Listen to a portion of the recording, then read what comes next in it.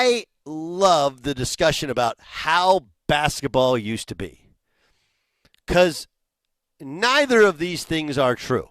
You know how sometimes we'll say both of these things can in fact be true? Neither of these things are true. In that Giannis Antetokounmpo would not score 250 points in any sort of NBA game if he played in the 70s or 80s. It's one thing to say, hey, the athletes are better and more skilled now than they've ever been, and we've evolved as players, where previously in his life, Giannis would have been a center in the NBA or a power forward, and now he's essentially a point guard. So he would not have scored 240. And you cannot tell me that watching Alabama make 25 of 51 threes that you yearned for the mid-range. Man, I just miss old basketball. I don't. And I played older basketball. I watched it. Again, I'm not saying those guys aren't great. Matter of fact, the thing that absolutely positively pisses me off about guys like J.J. Redick is J.J. Redick acts always like, well, Larry Bird's not one of the great three-point shooters of all time. Bull. It wasn't considered a great shot. But when he shot the ball, he was the best at doing it for a star player. So if Al Horford can go from making 10 threes his first 6 years in the NBA to being a high-level three-point shooter, do you think Larry effing Bird, who won the three-point shooting contest with a shooting jacket on, and told everybody, hey, which one of you guys are coming in second, do you think he couldn't have been an elite three-point shooter? Again, the idea that Giannis would have scored 250, the arrogance of LeBron, the arrogance of JJ to act like those guys couldn't, what's the kid's term, level up? Come on, dude. Like Brooke Lopez can shoot threes, but Michael Jordan and Chris Mullin and Larry Bird couldn't? Of course they could. On the other hand, I will side with the new generation and think all of you people, and I will say you people, who insist the mid-range. Where's the mid-range? I don't like watching new age basketball. Okay, so here's what you do. I want you to go to baseball people and go, why don't you bunt anymore? Why don't you bunt?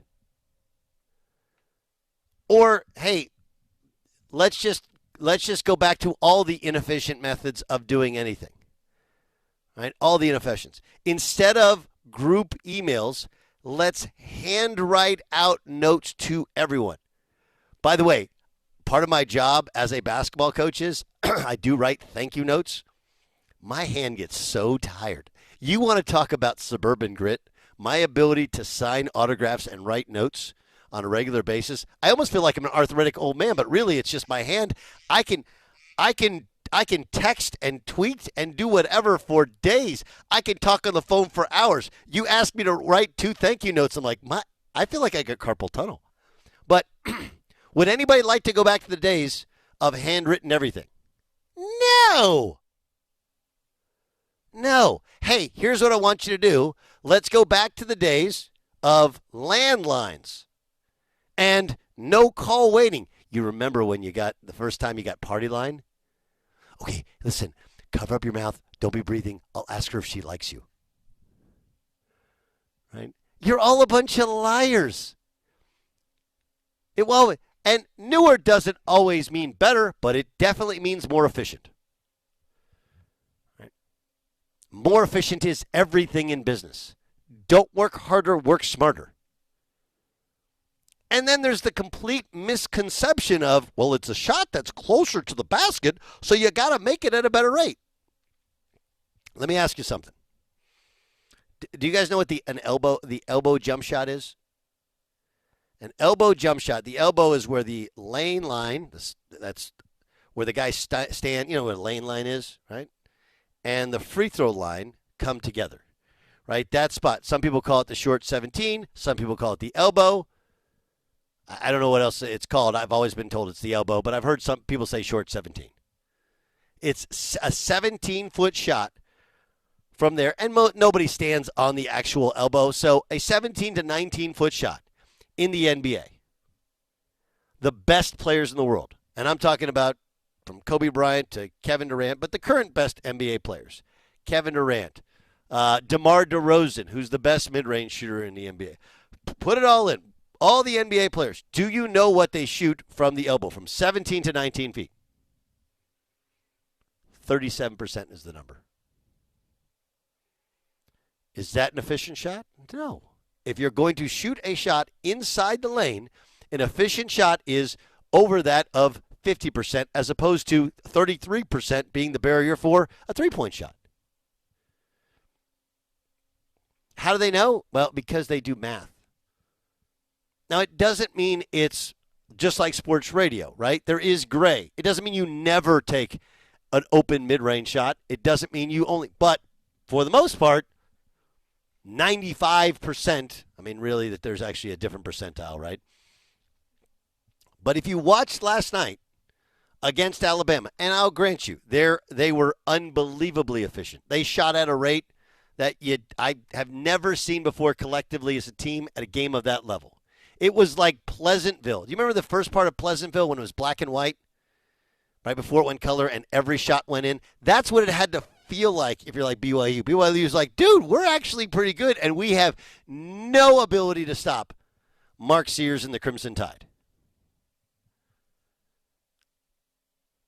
But I'd love mid-range guy to be like, hey, they should have, I didn't enjoy watching that. I want mid-range jump shots. I yearn for the days of Cassie Russell dribbling and backing a guy down and shooting a finger roll from 17 feet. Go back and watch old NCAA tournament games. Go back and watch old NBA games. Now, of course, it's not true that Giannis would score 250 points because back in the 70s, you would have a power forward in the lane and a center in the lane. There wasn't space to just back guys down, and the game was officiated differently as well. And again, if we put him back then, do all the former players get the diet and the weight training that he gets now, and flying on private planes and sleeping in cryo chambers so he takes care of his body? Of course not. Even then, the bodies were big and strong. Imagine if they lift modern-day weights. Like, are we comparing comparables? The rules are different. The outfits are different. The bodies are different. Everything's different. And yet we're saying, hey, if you parachute in Giannis now against them then, with whose rules he scores 250. No, that's laughably embarrassing to say. But on the other hand, let's not act like the inefficiencies of the past are something that should draw us in and make us yearn for it in the future. It's just not. Nobody wants to handwrite notes anymore. They just don't. I mean, look, not everybody apparently in Washington can handle the old group text, but generally a group text gets things done quite well. Thank you very much. All right. I'm Doug Gottlieb in for Colin. This is The Herd, Fox Sports Radio, iHeartRadio app. This is, and in case you missed it, this was LeBron earlier this week on McAfee talking about Giannis. You trying to tell me Giannis wouldn't be able to play an NBA game in the 70s? Handshake, he wouldn't be able to do it. Neither would you. Neither would you. Giannis Antetokounmpo would have 250 points in a game in the 70s. 250. 250 points. Come on, dude. And by the way, LeBron, in your effort to settle scores, and we can get into why that conversation even happened, but he'd scored 250 points, right? There's two other guys in the lane. There aren't guys standing outside the three-point line because there was no three-point line. The real world doesn't have all or nothing. It has a lot of gray. It's not that Giannis would have stunk or he would have scored 250 points. The truth is way more towards the middle. And while I know Giannis would, I mean, again, he looks like a smaller Wilt Chamberlain. Wilt Chamberlain was an unbelievable athlete. Oscar Robertson was an unbelievable athlete. The three-point line had not been introduced, let alone guys being told these are better shots because of analytics. So which is it?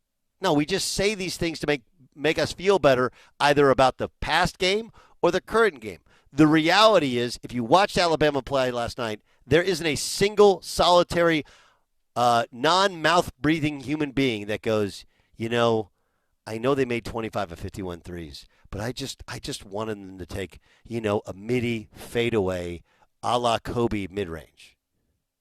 No. Math works. It just does. Right? Math works. It just does. Sometimes it defies the normal thought process of human beings. I'm watching that earthquake in Thailand earlier today, right? And you're looking at buildings swaying and not coming down or whatever, despite it's like a 7.7. And then you look at some of these old buildings built in the 1920s, 1930s, where they thought the more cement, the better, right? Because common logic would lead you to believe that the heavier the building, the less likely it is to crumble, correct? Yeah, well, ask anybody in L.A. Those buildings are light. Those buildings sway. If there's an earthquake, they're going to move like 7 or 8 feet, which, again, the video tells me don't ever get on a rooftop pool. Ever, period, stop. I don't care the likelihood of an earthquake. If you're on a 50th floor building and there's a bunch of supermodels out there and they're in bikinis, I ain't getting in that pool. I'm gonna watch from behind the windows because I just saw that video. But math works. It explains it. It makes it easy. It makes it more efficient. They found that lighter and oftentimes less materials move, with the earthquake. I understand you think a shot closer to the basket is a better shot, right? That's common logic. Like, well, the closer I get, the more likely I am to make it. Yes, but when they give you another point for being 2 or 3 steps back further, it's actually better to be 2 or 3 steps back further. Unless you're right at the rim, where you have a higher percentage of making it and you can get fouled, which gives you even more efficiency. Any of these people, and that includes my friend Charles Barkley, who tells me they yearn for the olden days, are just simply trying to pat themselves in the back over how great they were. And they were great in a different era. Stop doing it.